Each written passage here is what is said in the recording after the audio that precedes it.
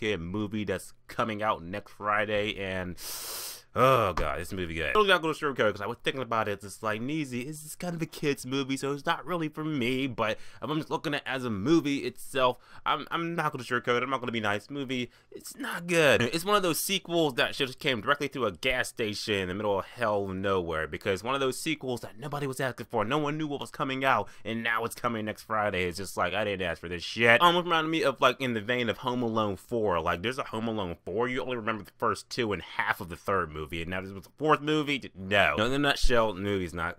It's stupid. It's brainless. It's boring. It's just a lot of the things that you would expect in a movie like this. Let's get to the pros and cons. Why I believe that A Diary of a Wimpy Kid, The Long Haul, comes in theaters next Friday. It's just plenty of other movies to go see that weekend when it comes out, but if you gotta go see it, here's what you gotta expect with it. First of all, the acting in the movie. First of all, there's a whole new cast of people in this movie. Like, I was watching it first came on, I was just like, wait a minute, the people from the last one, they're kind of older now, so they can't play these characters again. So guess what? Recast a whole bunch of new characters. First of all, our main character is playing Greg. He was functional. He reminded me of the dude who played Greg a couple years ago, so he was cool. Oh, the rest of his family, though, hell no. First of all, Alicia Silverstone, who played his mom, yeah.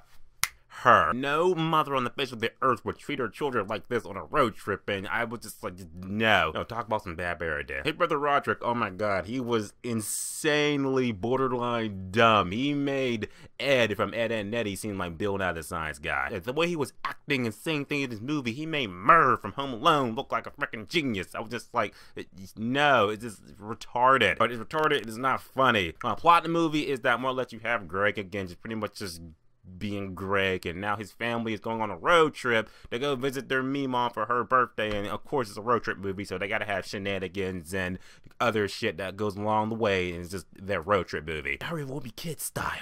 Any pros? It was like one good laugh I got out of the movie involving Roderick when this thing that happened in the car, but other than that, it's not really too many positive things to say about it. The con of the movie, first of all, the dialogue of this movie is just horrible because just the actors are not really good, because the actors are saying things and like they're reading off of scripts. You're just like, I don't believe it. And second of all, the characters in the movie, they were just like the worst family ever I've seen on screen. Like, they were doing things I was just like, no family would ever do that ever. And the decisions you guys are making are just horrible, because first of all, the mother, like I said, she wanted pretty much the entire road trip. None of the kids have no cell phones, no technology, no nothing. Even the dad, no cell phones, no nothing. And that is unbelievably unrealistic, because you cannot have a road trip going from point A to point B that takes the course of 48 hours and not have no technology at all. There's no reason with her. There was no bargaining. It was just like, just kind of checks the kids out the movie, because they can't relate to that. That's just no. And again, to the bad decision making, it was a point in the movie where their car literally got stuck in the mud, and, you know, of course, dad had to rev it up, and mud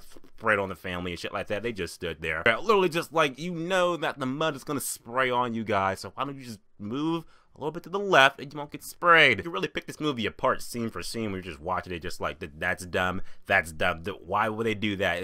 Ugh. At the end of the day, Diary of a Wimpy Kid, The Long Haul, it is a long haul, because it's a movie that no one was really asking for. It's a movie that you probably didn't know was coming out, and when it comes out next week, it's going to be like, oh, that movie. Ugh. So easily I'm going to cut right to it and just say that Diary of a Wimpy Kid, The Long Haul, is indeed a 0 out of 10, which is fucking awful. And as always, guys, subscribe. Until next time.